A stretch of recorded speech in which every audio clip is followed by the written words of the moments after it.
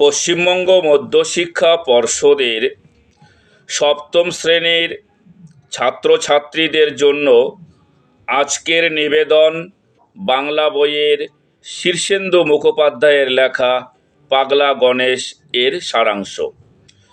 তোমাদের কাছে যে বইটি রয়েছে সেই বইটি বের করো আর আমার এই সারাংশটি মনোযোগ সহকারে শোনো এবং বইয়ের পাতার দিকে নজর রাখো। আশা করি এর থেকে তোমরা পরীক্ষা আসবে এরকম অনেক প্রশ্নের উত্তর মনে রাখতে পারবে। তো আমরা আর দেরি করব না, আমরা এখন শুরু করব সপ্তম শ্রেণীর বাংলা বইয়ের শীর্ষেন্দু মুখোপাধ্যায়ের লেখা কল্পবিজ্ঞান বিষয়ক গল্প পাগলা গণেশের সারাংশ। মাধ্যাকর্ষণ সালটা 3589। মাধ্যাকর্ষণ প্রতিরোধকারী মলম আবিষ্কারের পর থেকে আকাশে কৃত্রিম পাখাওয়ালা মানুষ পর্যন্ত বিষয়কর্মে যাতায়াত করছে।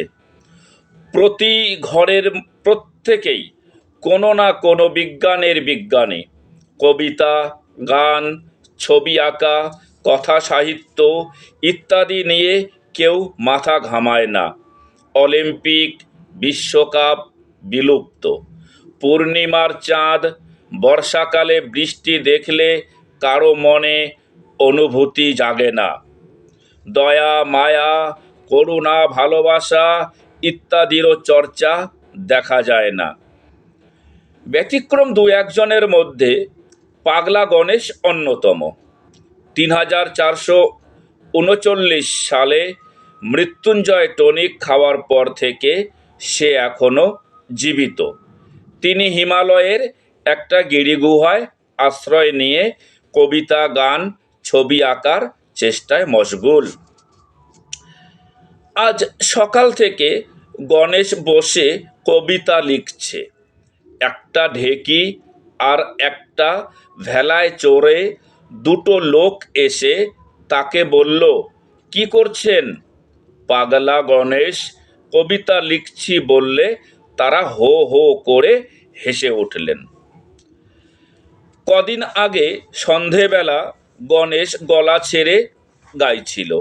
হঠাৎ দুটো পাখাওয়ালা লোক নেমে এসে রীতিমতো ধমক দিল এমন বিকট শব্দ করার জন্য। গণেশ জানে একা সে পৃথিবীর গতি কিছুতেই উল্টে দিতে পারবে না, কিন্তু এ কারণে যে নিজের মনের মতো কিছু করবে তারও উপায় নেই। সুইসাইড করেও কোনো লাভ নেই। প্রতিদিন গণেশ যত কবিতা লিখছে তা ভাসিয়ে দিচ্ছে আকাশে বাতাসে, যদি কেউ পড়ে। আকাশ থেকে একটা পিপেতে করে একজন পুলিশম্যান নেমে গণেশকে বলল, স্যার, আগে তো আপনি কলকাতার সায়েন্স কলেজে মাইক্রো ইলেকট্রনিক্স পড়াতেন, কিন্তু এখন এসব আপনি কি করছেন? উত্তরে গণেশ, আমি পৃথিবীকে বাঁচানোর চেষ্টা করছি। এ কথা বললে পুলিশম্যান বলল, এ কাগজগুলো কি কোনো প্রেসক্রিপশন? ঠিক তাই, ওগুলো কবিতা। পায়ের কাছে পড়ে থাকা একটি কাগজ কুড়িয়ে নিয়ে থেমে থেমে পড়তে লাগলো লোকটি। গ্রহটি সবুজ ছিল, কোকিলের ডাক ছিল। থামো, বুঝলে কিছু? পাগলা গণেশ জিজ্ঞেস করলো। লোকটি মাথা নেড়ে না বলাতেই গণেশ হতাশ হলো। পরদিন গণেশ কবিতা লিখছে। এমন সময় পুলিশম্যান সঙ্গে দুইজন মহিলা সহ পিপে করে আসলো। সঙ্গে তার স্ত্রী ও মা কবিতা শুনতে চায় বলে গণেশকে জানালো। গণেশ অনেক খুশি হয়ে কবিতা, গান শোনালো, ছবি দেখালো। কিছু বুঝতে পারলে তোমরা? জিজ্ঞেস করলো গণেশ।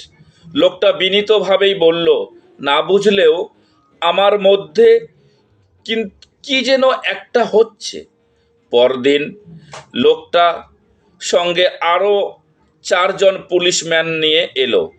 5জন শ্রোতা ও দর্শক ঘণ্টা 2 গণেশের গান কবিতা শুনল, ছবি দেখল।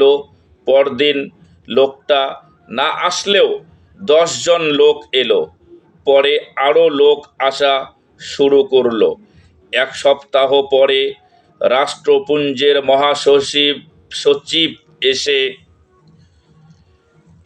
গণেশের এই কাণ্ড কারখানাগুলো লোক শুনে লোকে গান গাইছে, কবিতা মক্ষ করছে জানালে গণেশ হো হো করে হেসে উঠে বলল, যাহ, তাহলে দুনিয়াটা বেঁচে যাবে।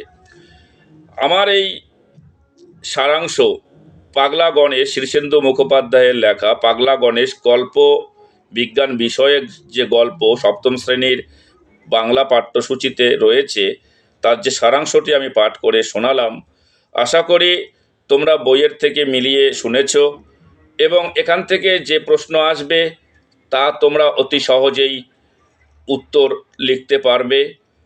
এরকম আরও ভিডিও পেতে তোমরা এই চ্যানেলটি সাবস্ক্রাইব করে বেল বাটনটি দাবিয়ে দাও, আর তোমাদের বন্ধুদের মাঝে এই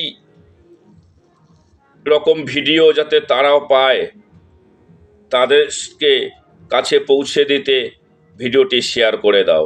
ধন্যবাদ সকলকে।